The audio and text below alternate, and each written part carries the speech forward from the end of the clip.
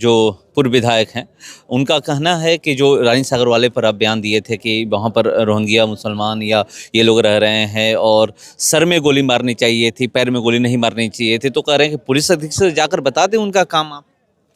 क्या करना है नहीं करना वो हम जानते हैं, उनसे हमको सलाह लेने की जरूरत नहीं है। और ये एनडीए की सरकार है, ये सुशासन की सरकार है। यहाँ जो गलत करेगा उसको सख्ती से निपटा जाएगा। ये वो सरकार नहीं है कि किडनैपिंग करके फिरौती की राशि सीएम हाउस से वसूली जाएगी। वो दौर अब बिहार जमलपुर बहुदूरी पंचायत में मंच से आप बोले थे कि मुझे पता है कि ब्लॉक में क्या क्या हो रहा है, बाबू लोग जो हैं वो चेत जाएं, नहीं तो जब हम लोग फ़ोन करेंगे तो फिर बात कुछ और होगी। तो इस पे भी उनका बयान आया है, कह रहे हैं कि देख लीजिए उनका लहजा क्या है मतलब अधिकारियों को बोलने का। तो हमारा लहजा हमने तो शुरू से ही कहा कि भाई हम जिससे ही बात करते हैं विनम्रता पूर्वक बात करते हैं।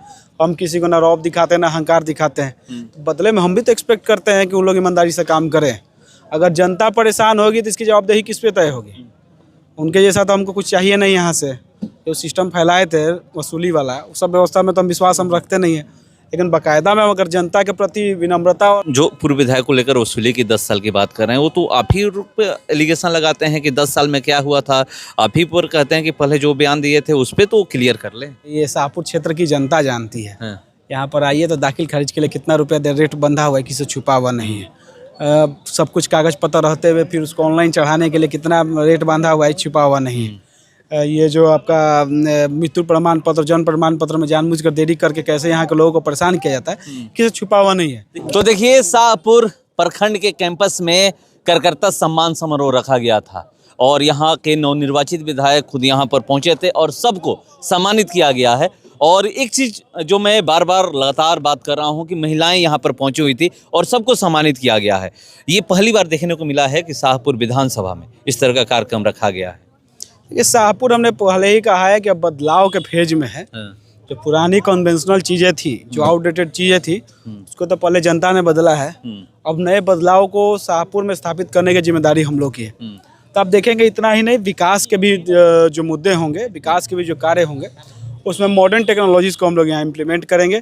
यहाँ के युवाओं को मॉडर्न टेक्निक से युक्त किया जाएगा, उनको लैस किया जाएगा ताकि उन स्वरोजगार के प्रति शिक्षा में अगर हायर एजुकेशन चाहिए उसके लिए भी व्यवस्थित करना है। हम हाईटेक लाइब्रेरी का भी अलग अलग विद्यालयों में व्यवस्था लेकर आने वाले हैं। हाईटेक लैब की हम व्यवस्था लेकर आने वाले हैं। ऐसी तमाम योजनाएं हैं जो यहाँ के बच्चे, यहाँ के युवा अभी तक उससे अछूते रह गए या दूर रह गए हैं, उन सभी चीज़ों को शाहपुर में व्यवस्थित करने के लिए हम लोग कार्य कर रहे हैं। और आज हम लोगों ने जो कार्य किया ये तो जनता का आशीर्वाद है। उनका प्यार आशीर्वाद जो हम लोग को मिला है, उसको हम कितना भी सेवा करें तो वो कभी पूरा होने वाला नहीं है, वो बढ़ता ही रहता है। उनका निरंतर प्यार आशीर्वाद हमको मिलता रहा है। और आने वाले 5 वर्षों में ये प्रयास है हमारा कि हम अपने कार्यों के माध्यम से जनता की सेवा करके उनका आभार व्यक्त करें। यहाँ पर के जो पूर्व विधायक हैं, उनका कहना है कि जो रानी सागर वाले पर आप बयान दिए थे कि वहाँ पर रोहिंग्या मुसलमान या ये लोग रह रहे हैं और सर में गोली मारनी चाहिए थी, पैर में गोली नहीं मारनी चाहिए थी, तो कह रहे हैं कि पुलिस अधीक्षक से जाकर बता दें उनका काम आप। क्या करना है नहीं करना वो हम जानते हैं, उनसे हमको सलाह लेने की जरूरत नहीं है। और ये एनडीए की सरकार है, ये सुशासन की सरकार है। यहाँ जो गलत करेगा उसको सख्ती से निपटा जाएगा। ये वो सरकार नहीं है कि किडनैपिंग करके फिरौती की राशि सीएम हाउस से वसूली जाएगी। वो दौर अब बिहार से खो चुका है। और वहाँ के एसपी और डीएम से खैनी मलवाने वाला ही सरकार नहीं है। यहाँ पर सभी अधिकारियों का सम्मान किया जाता है, जनता का सम्मान किया जाता है। हाँ, लेकिन जो जिस पद पे है वहाँ अपनी ड्यूटी ईमानदारी से करनी है। और क्राइम और क्रिमिनल्स पर जीरो टॉलरेंस की नीति हमारी सरकार की है, उसको हम लोग बर्दाश्त नहीं करेंगे, चाहे कोई भी हो। वो अब भूल जाए, वो दिन लौट के आएगा जब कोई गलत करेगा उसको सीएम हाउस से पैरवी करके बचाया जाएगा। वो सब दौर अब हम लोग बिहार में आने नहीं देंगे। जो गलती करेगा, जो क्राइम को अपना पेशा बनाएगा, उसके साथ क्रिमिनल्स के तरह ही व्यवहार किया जाएगा, बर्ताव किया जाएगा। और जो समय रहते नहीं चेतेंगे उनके साथ सख्ती से निपटा जाएगा। जमलपुर बहुदूरी पंचायत में मंच से आप बोले थे कि मुझे पता है कि ब्लॉक में क्या क्या हो रहा है, बाबू लोग जो हैं वो चेत जाएं, नहीं तो जब हम लोग फ़ोन करेंगे तो फिर बात कुछ और होगी। तो इस पे भी उनका बयान आया है, कह रहे हैं कि देख लीजिए उनका लहजा क्या है मतलब अधिकारियों को बोलने का। तो हमारा लहजा हमने तो शुरू से ही कहा कि भाई हम जिससे ही बात करते हैं विनम्रता पूर्वक बात करते हैं। हम किसी को ना रौब दिखाते हैं ना अहंकार दिखाते हैं। तो बदले में हम भी तो एक्सपेक्ट करते हैं कि उन लोग ईमानदारी से काम करें। अगर जनता परेशान होगी तो इसकी जवाबदेही किस पे तय होगी? उनके जैसा तो हमको कुछ चाहिए नहीं। यहाँ से जो सिस्टम फैलाए थे वसूली वाला, उस सब व्यवस्था में तो हम विश्वास हम रखते नहीं है। लेकिन बाकायदा में अगर जनता के प्रति विनम्रता और सही सद्भाव एक्सपेक्ट करते हैं अधिकारियों से तो क्या गलत है।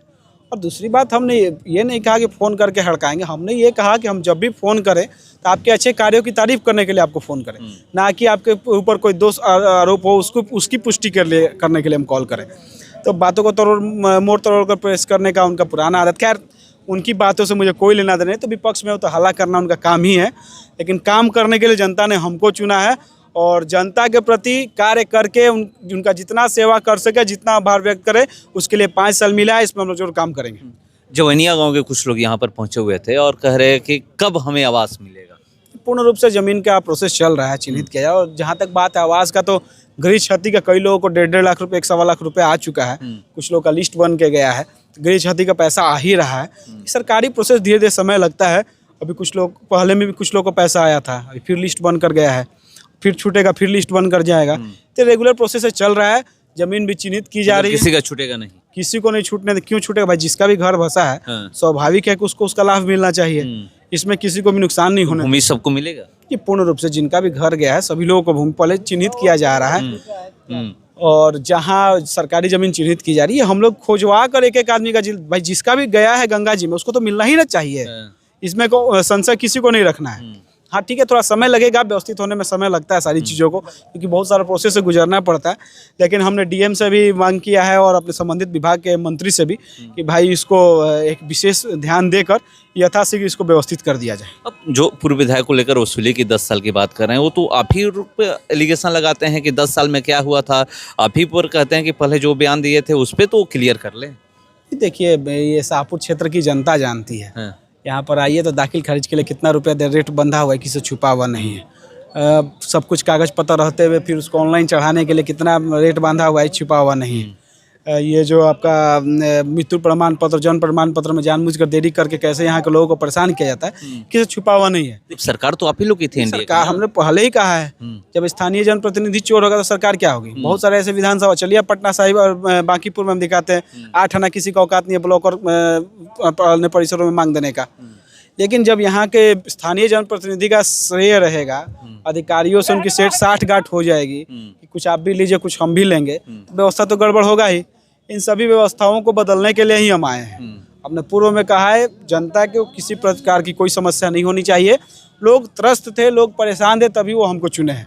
पुनः उन लोगों को त्रस्त और परेशान नहीं होने देना, ये मेरी प्राथमिकता है। इसको हम किसी भी कीमत पर अचीव करेंगे। एक आखिरी सवाल है, कल भोजपुरी के पावर स्टार पवन सिंह का जन्मदिन है, क्या आप जा रहे हैं? क्योंकि कैंपेन की शुरुआत ही इसी शाहपुर विधानसभा से किए थे और आप ही के लिए पहला प्रचार प्रसार किए थे। जब हमारे लिए पहला प्रचार प्रसार ही नहीं किए थे, उस दिन उनका हेलीकॉप्टर नहीं उड़ा था, तो बाई रोड पटना से आए थे मेरे आग्रह पर। तो उनके प्रति जितना आभार व्यक्त करें वो कम होगा। उनको जन्मदिन की हम आपके कैमरा के माध्यम से शुभकामना भी देते हैं। भगवान उनको हर क्षेत्र में, चाहे वो राजनीति का क्षेत्र हो, गायकी का क्षेत्र, उसमें उनको आगे बढ़ाए। जनता का प्यार आशीर्वाद पहले से मिलता रहे, वो और दिन प्रतिदिन बढ़े। और जाना ना जाना ये निजी विचार है, कल आपको इसको बाद में शेयर करेंगे। लेकिन हाँ, मेरी शुभकामनाएं उनके साथ है। ईश्वर से हम दिल से प्रार्थना करते हैं वो जो जिस क्षेत्र में भी चाहे उनको भगवान आगे बढ़ाए। तो देखिए, पवन सिंह के लिए दुआ कर रहे हैं कि जिस क्षेत्र में चाहे भगवान उनको आगे बढ़ाए।